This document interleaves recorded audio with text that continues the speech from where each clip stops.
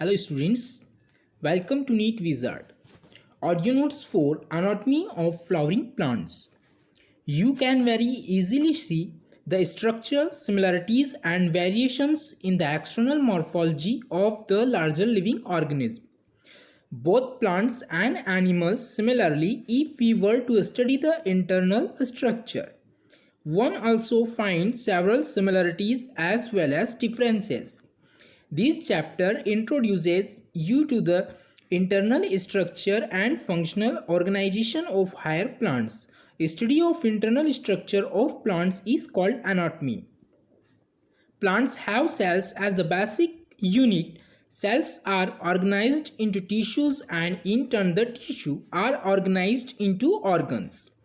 Different organs in a plant show differences in their internal structure within angiosperms. The monocots and dicots are also seen to be automatically different. Internal structures also show adaptations to diverse environments. The tissues. A tissue is a group of cells having a common origin and usually performing a common function. A plant is made up of different kinds of tissues. Tissues are classified into two main groups, namely meristematic and permanent tissues, based on whether the cell being formed are capable of dividing or not. Meristematic tissue growth in plants is largely restricted to specialized regions of active cell division called meristems. Plants have different kinds of meristems. The meristems which occur at the tips of roots and shoots and produce primary tissues are called apical meristem. Root apical meristem occupies the tip of a root while the shoot apical meristem occupies the distant most region of the stem axis.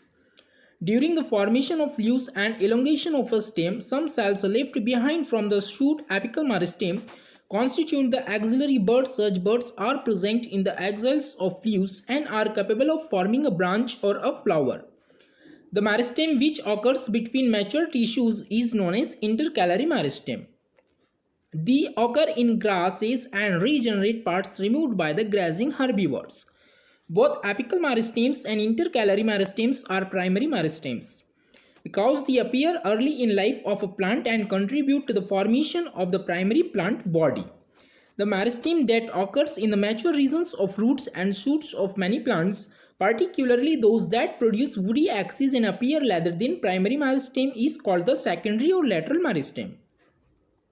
They are cylindrical meristem, fascicular vascular cambium, interfascicular cambium and cork cambium are examples of lateral meristems.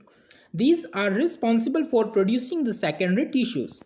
Following divisions of cells in both primary and as well as secondary meristems, the newly formed cells become structurally and functionally specialized and lose the ability to divide. Such cells are termed permanent or mature cells and constitute the permanent tissues during the formation of the primary plant body. Specific regions of the apical meristem produce dermal tissues, crown tissues and vascular tissues. Permanent tissue. The cells of the permanent tissues do not generally divide. Further, permanent tissues having all cells similar in structure and function are called simple tissues. Permanent tissues having many different types of cells are called complex tissue. Simple tissues. A simple tissue is made up of only one type of cells. The various simple tissues in plants are parenchyma, collenchyma and sclerenchyma. Parenchyma forms the major component of within organs. The cells of the parenchyma are generally isodiametric. They may be spherical, oval, round, polygonal or elongated in shape. Their walls are thin and made up of cellulose. They may either be closely packed or have small intercellular spaces. The parenchyma performs various functions like photosynthesis, storage and secretion. The collenchyma occurs in layers below the epidermis in dicotyledonous plants. It is found either as a homogeneous layer or in patches. It consists of cells which are much thick at the corners due to the deposition of cellulose, hemicellulose and pectin. Collenchymatous cells may be oval, spherical or polygonal and often contain chloroplast. These cells assimilate food. When they contain chloroplast, intercellular species are absent. They provide mechanical support to the growing parts of the plant such as young stem and petiole of a leaf. Sclerenchyma consists of long narrow cells with thick and lignified cell walls having a few or numerous pits. They are usually dead and without protoplast on the basis of variation in the form structure. Origin and development. Sclerenchyma may be either fibers or sclerites. The fibers are thick-walled, elongated and pointed cells, generally occurring in groups. In various parts of the plants, the sclerites are spherical, oval, or cylindrical, highly thick, dead cells with very narrow cavities. Lumen. These are commonly found in the fruit walls of nuts, pulp of fruits like guava, pear, and sapota, seeds, coats of legumes, and leaves of tea. Sclerenchyma provides mechanical support to organs. Complex tissues. The complex tissues are made of more than one type of cells, and these work together as a unit. Xylem and phloem constitute the complex tissues in plants. Xylem functions as a conducting tissue for water and minerals from roots to the stem and leaves. It also provides mechanical strength to the plant parts. It is composed of 4 different kinds of elements, namely tracheids, vessels, xylem fibers, and xylem parenchyma. Gymnosperms lack vessels in their xylem. Tracheids are elongated or tube-like cells with thick and lignified walls and tapering ends. These are dead and are without protoplasm. The inner layers of the cell walls have thickenings which vary in forms. In flowering plants, tracheids and vessels are the main water transporting elements. Vessels is a long cylindrical tube-like structure made up of many cells called vessel members, each with lignified walls and large central cavity. The vessel cells are also devoid of protoplasm. Vessels members are interconnected through perforations in their common walls. The presence of vessels is a characteristic feature of angiosperm. Xylem fibers have highly thick walls and obliterated central lumens. These may either be septate or aseptate. Xylem parenchyma cells are living and thin-walled, and their cell walls are made up of cellulose. These store food materials in the form of starch or fat and other substances like tannins. The radial conduction of water takes place by the reparenchymatous cells. Primary xylem is of two types, protoxylem and metaxylem. The first formed primary xylem elements are called protoxylem, and the later formed primary xylem is called metaxylem. In stems, the protoxylem lies towards the center pith and the metaxylem lies towards the periphery of the organ. This type of the primary xylem is called endarch. In roots, the protoxylem lies towards periphery and metaxylem lies towards the center. Such arrangement of primary xylem is called exarch. Phloem. Transports of food materials usually from leaves to other parts of the plants. Phloem in angiosperm is composed of sieve tube elements, companion cells, phloem parenchyma, and phloem fibers. Gymnosperms have albuminous cells and sieve cells. They lack sieve tubes and companion cells. Sieve tube elements are also long tube-like structures arranged longitudinally and are associated with the companion cells. Their end walls are perforated in a sieve-like manner to form the sieve plates. A mature sieve element possesses a peripheral cytoplasm and a large vacuole but lacks a nucleus. The functions of sieve tubes are controlled by the nucleus of the companion cells. The companion cells are specialized parenchymatous cells which are closely associated with the sieve tube elements. The sieve tube elements and companion cells are connected by pit fields present between their common longitudinal walls. The companion cells help in maintaining the pressure gradient in the sieve tubes. Phloem parenchyma is made up of elongated tapering cylindrical cells which have dense cytoplasm and nucleus. The cell wall is composed of the cellulose and has pits through which plasmodesmatal connections exist between the cells. The phloem parenchyma stores food materials and other substances like resins, latex, and mucilage. Phloem parenchyma is absent in the most of the monocotyledons. Phloem fibers, bast fibers, are made up of sclerenchymatous cells. These are generally absent in the primary phloem but are found in the secondary phloem. These are much elongated, unbranched, and have pointed needle-like apex. The cell wall of phloem fibers is quite thick. At maturity, these fibers lose their protoplasm and become dead. Phloem fibers of jute, flax, and hemp are used commercially. The first formed primary phloem consists of narrow sieve tubes and is referred to as a protophloem. And the later formed phloem, the bigger sieve tubes, and is referred as a metaphloem. The tissue systems. We were discussing types of tissues based on the types of cells present. Let us now consider how tissues vary depending on their locations in the plant body. Their structures and functions would also be dependent on locations on the basis of their structure and location. There are three types of tissue systems. These are the epidermal tissue system, the ground or fundamental tissue system, and the vascular or conducting tissue system. Epidermal tissue system. The epidermal tissue system forms the outermost covering of the whole plant body and comprises epidermal cells, stomata, and the epidermal appendages, the trichomes and hairs. The epidermis is the outermost layer of the primary plant body.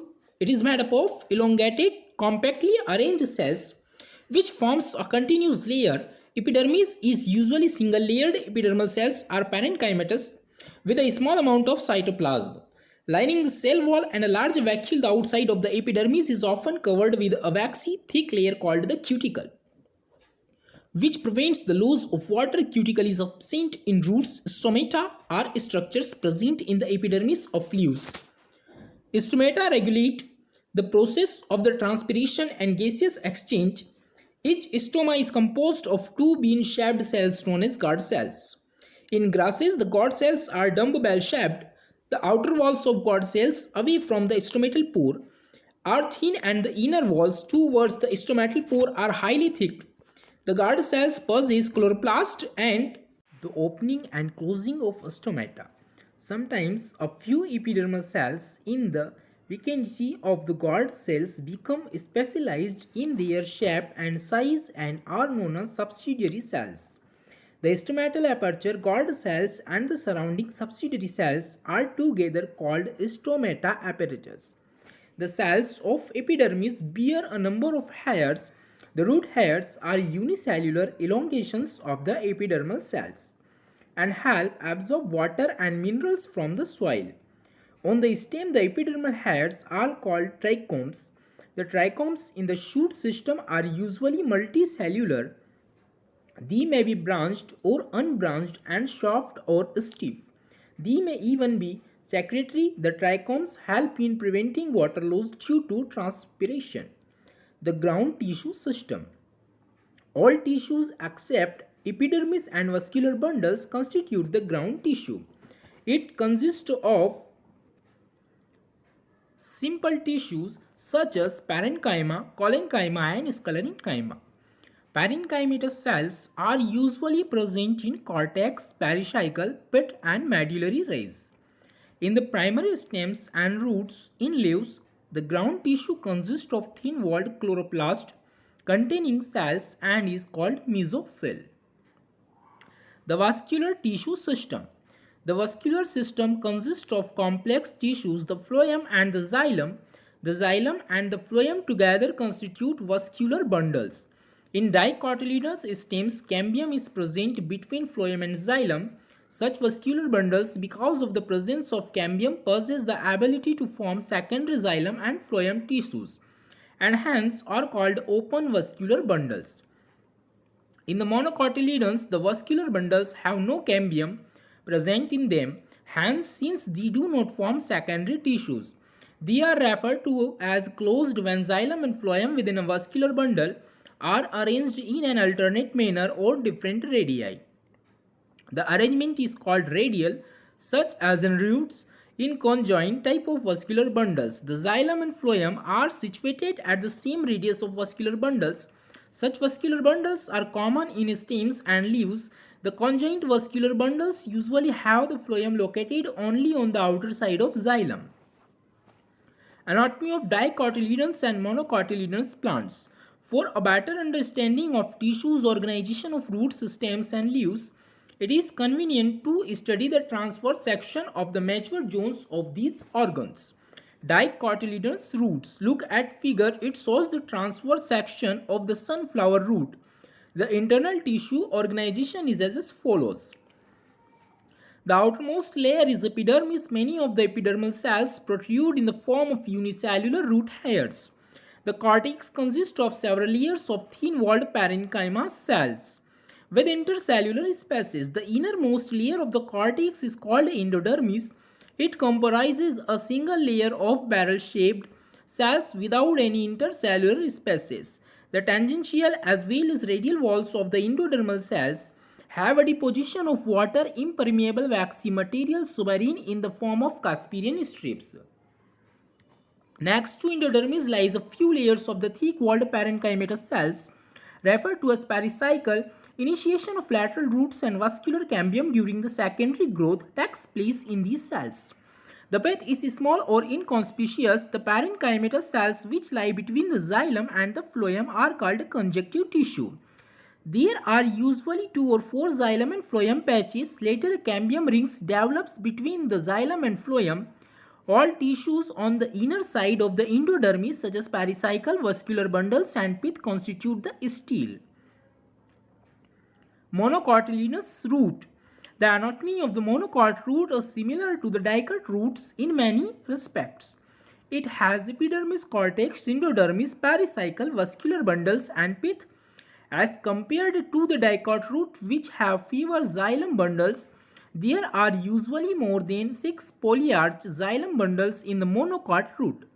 Pith is large and well developed. Monocotyledonous roots do not undergo any secondary growth. Dicotyledonous stems. The transverse section of a typical young dicotyledonous stem shows that epidermis is the outermost protective layer of the stem. Covered with a thin layer of cuticle, it may bear trichomes and a few stomata. The cells arranged in multiple layers between epidermis and pericycle constitute the cortex. It consists of 3 subzones. The outer hypodermis consists of a few layers of collenchymatous cells just below the epidermis, which provide mechanical strength to the young stem. Cortical layers below hypodermis consist of rounded, thin-walled parenchymatous cells with conspicuous intercellular spaces. The innermost layer of the cortex is called the endodermis. The cells of the endodermis are rich in starch grains, and the layers is also referred to as the starch sheath. Pericycle is present on the inner side of the endodermis and above the phloem in the form of semilunar patches of sclerenchyma between the vascular bundles. There are few layers of radially placed parenchymatous cells which constitute medullary rays. A large number of vascular bundles are arranged in a ring. The ring arrangement of vascular bundles is a characteristic of dicotous stem. Each vascular bundle is conjoint, open, and with enlarged protoxylem. A large number of rounded parenchymatous cells with large intercellular spaces which occupy the central portion of the stem constitute the pith. Monocotyledonous stem. The monocot stem has a sclerenchymatous hypodermis. A large number of scattered vascular bundles is surrounded by a sclerenchymatous bundle sheath and a large conspicuous parenchymatous ground tissue. Vascular bundles are conjoint and closed. Peripheral vascular bundles are generally smaller than the centrally located ones. The phloem parenchyma is absent and water-containing cavities are present within the vascular bundles. Dorsiventral dicotyledonous leaf. The vertical section of a dorsiventral leaf through the lamina shows 3 main parts, namely epidermis, mesophyll, and vascular system. The epidermis, which covers both the upper surface adaxial epidermis and lower surface abaxial epidermis of the leaf, has conspicuous cuticle. The abaxial epidermis generally bears more stomata than the adaxial epidermis. The latter may even lack stomata. The tissue between the upper and the lower epidermis is called the mesophyll. Mesophyll, which possesses chloroplast and carry out photosynthesis, is made up of parenchyma. It has 2 types of cells, the palisade parenchyma and the spongy parenchyma. The adaxially placed palisade parenchyma is made up of elongated cells, which are arranged vertically and parallel to each other. The oval or round and loosely arranged spongy parenchyma is situated below the palisade cells and extends to the lower epidermis. There are numerous large spaces and air cavities between these cells. Vascular systems includes vascular bundles which can be seen in the veins and the midrib. The size of the vascular bundles are dependent on the size of the veins. The veins vary in thickness in the reticulate venation of the dicot leaves. The vascular bundles are surrounded by a layer of thick-walled bundle sheath shells. Isobilateral monocotyledonous leaf. The anatomy of isobilateral leaf is similar to that of the dorsiventral leaf in many ways. It shows the following characteristics differences in an isobilateral leaf. The stomata are present on both the surface of the epidermis, and the mesophyll is not differentiated into palisade in spongy parenchyma. In grasses, certain adaxial epidermal cells along the veins modify themselves into large empty colorless cells. These are called buliform cells. When the buliform cells in the leaves have absorbed water and are turgid, the leaf surface is exposed. When they are fleshy due to water stress, they make the leaves curl inwards to minimize water loss.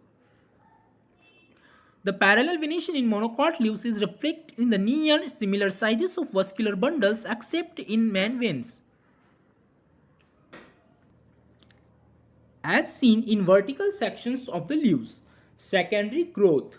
The growth of the roots and stems in length with the help of apical meristeme is called the primary growth. Apart from primary growth, most dicotyledonous plants exhibit an increase in girth. This increase is called the secondary growth. The tissues involved in a secondary growth are the two lateral meristems, vascular cambium and cork cambium. Vascular cambium.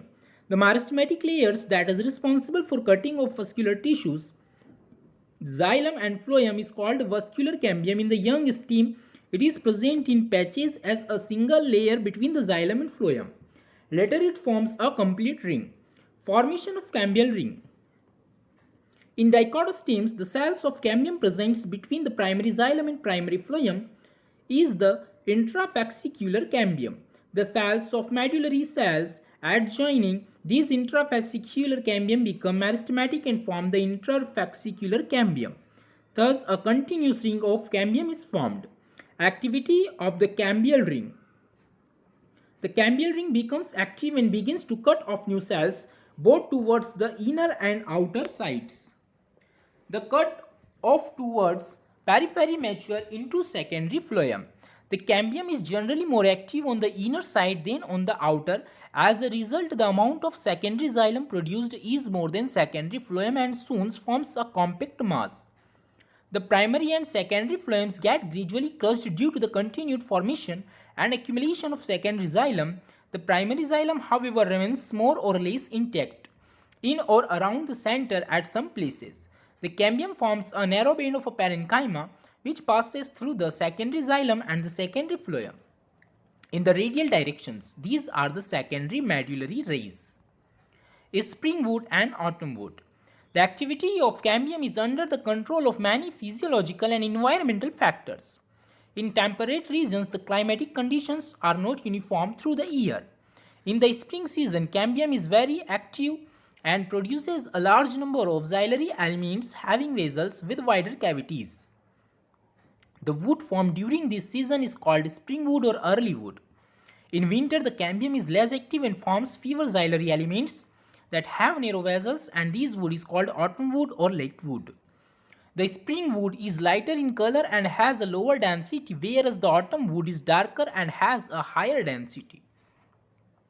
The two kinds of woods that appear as alternate concentric rings constitute an annual ring. Annual rings seen in a cut stem give an estimate of the age of tree. Heartwood and sapwood. In older trees, the greater part of the xylem is dark brown due to the deposition of organic compounds like tannins, resins, oil, gums, aromatic substances, and essential oils in the central or innermost layers of the stem. These substances make it hard, durable, and resistant to the attacks of microorganisms and insects. These resins comprises dead elements with highly lignified walls and is called heartwood. The heartwood does not conduct water, but it gives mechanical support to the stem. The peripheral regions of the secondary xylem is lighter in color and is known as the sapwood. It is involved in the conduction of water and minerals from the root to leaf. Cork cambium. As the stem continues to increase in girth due to the activity of vascular cambium, the outer cortical and epidermis layers get broken and need to be replaced to provide new protective cell layers. Hence, sooner or later, another meristematic tissue called cork cambium or phellogen develops. Usually in the cortex region, phellogen is a couple of layer thick. It is made up of narrow, thin-walled and nearly rectangular cells. Phellogen cuts off cells on both sides. The outer cells differentiate into cork or phloem, while the inner cells differentiate into secondary cortex or phelloderma. The cork is impervious to water due to submarine deposition in the cell wall. The cells of secondary cortex are parenchymatous. Phalogen, phylum, and phyloderma are collectively known as pariderma. Due to activity of the cork cambium, pressure builds up on the remaining layers peripheral to phalogen and ultimately these layers die and slot off. Bark is a non-technical term that refers to the tissues exterior to the vascular cambium. Therefore, including secondary phloem bark refer to a number of tissues. Pariderma and secondary phloem bark that is formed early in the season is called early or soft bark. Towards the end of the season, late or hard bark is formed. At certain regions, the phalogen cuts off closely arranged parenchymatous cells on the outer side instead of cork cells. These parenchymatous cells soon rupture the epidermis, forming a lens-shaped openings called lenticels. Lenticels permits the exchange of gases between the outer atmosphere and the internal tissue of the stem. These occur in most woody trees. Secondary growth in roots. In the dicot roots, the vascular cambium is completely secondary in origin. It originates from the tissue located just below the phloem bundles, a portions of pericycle tissue above the protoxylem, forming a complete and continuous wavy ring, which later becomes circular. Further events are similar to those already described above for a dicotyledon stem. Now, secondary growth also occur in stems and roots of gymnosperms. However, secondary growth does not occur in monocotyledons. Thank you.